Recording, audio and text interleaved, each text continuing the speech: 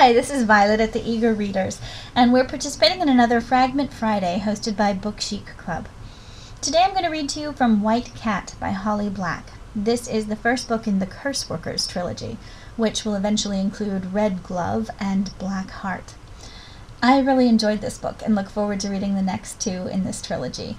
So far it's one of my favorite books this year, so I am going to read an excerpt from page 96, but I think before I do that I'll quickly read the jacket description here to give you an idea of the world in which this book is set.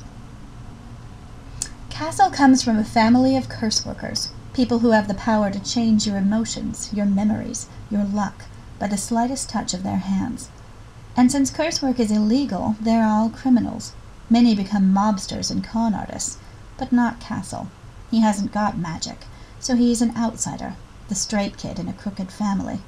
You just have to ignore one small detail. He killed his best friend, Lila, 3 years ago. Castle has carefully built up a facade of normalcy, blending into the crowd. But his facade starts to crumble when he finds himself sleepwalking, propelled into the night by terrifying dreams about a white cat that wants to tell him something. He's noticing other disturbing things too, including the strange behavior of his two brothers.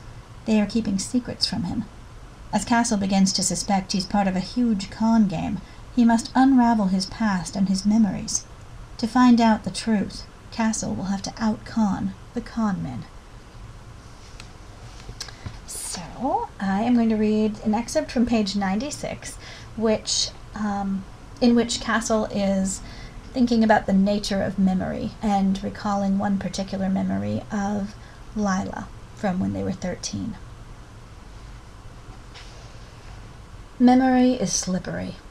It bends to our understanding of the world, twists to accommodate our prejudices. It is unreliable. Witnesses seldom remember the same things. They identify the wrong people. They give us the details of events that never happened. Memory is slippery, but my memories suddenly feel slipperier. After Lila's parents divorced, she got dragged around Europe for a while, then spent several summers in New York with her father. I only knew where she was because her grandmother told my grandmother. So I was surprised to walk into the kitchen one day and see Lila there, sitting on the counter and talking to Baron like she'd never been gone. "Hey," she said, cracking her gum. She'd cut her hair chin-length and dyed it bright pink. That and thick eyeliner made her look older than 13, older than me. "Scram," said Baron. "We're talking business." My throat felt tight, like swallowing might hurt. Whatever. I picked up my Heinlein book and an apple and went back to the basement. I sat staring at the television for a while as an anime guy with a very large sword hacked up a satisfying amount of monsters. I thought about how much I didn't care that Lila was back. After a while, she came down the stairs and flopped onto the worn leather couch next to me. Her thumbs were stuck through holes in her mouse-gray sweater, and I noticed a band-aid along the curve of her cheek. "What do you want?" I asked.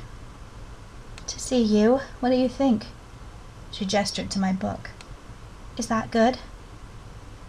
"If you like hot cloned assassins, and who doesn't?" "Only crazy people," she said, and I couldn't help smiling. She told me a little about Paris, about the diamond her father had bid on and won at Sotheby's, which was supposed to have belonged to Rasputin and given him eternal life. About the way she'd had her breakfast on a balcony, drinking milky cups of coffee and eating bread slathered with sweet butter. She didn't sound like she'd missed South Jersey very much, and I couldn't blame her. "So what did Baron want?" I asked her. "Nothing." She bit her lip as she pulled all that pink hair into a sleek, tight ponytail. "Secret worker stuff," I said, waving my hands around me to show how impressed I was. "Ooh, don't tell me. I might run to the cops." She studied the warped yarn around her thumb.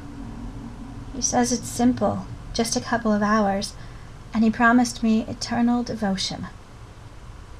"That spends well," I said. Worker stuff. I still don't know where they went, or what she did. but when she got back, her hair was messed up, and her lipstick was gone. We didn't talk about that, but we did watch a lot of black and white caper movies in the basement, and she let me smoke some of the unfiltered gitans she'd picked up in Paris. Poisonous jealousy thrummed through my veins. I wanted to kill Baron. I guess I settled for Lila. Thank you for checking out our Fragment Friday this week. I hope you'll pick up White Cat by Holly Black.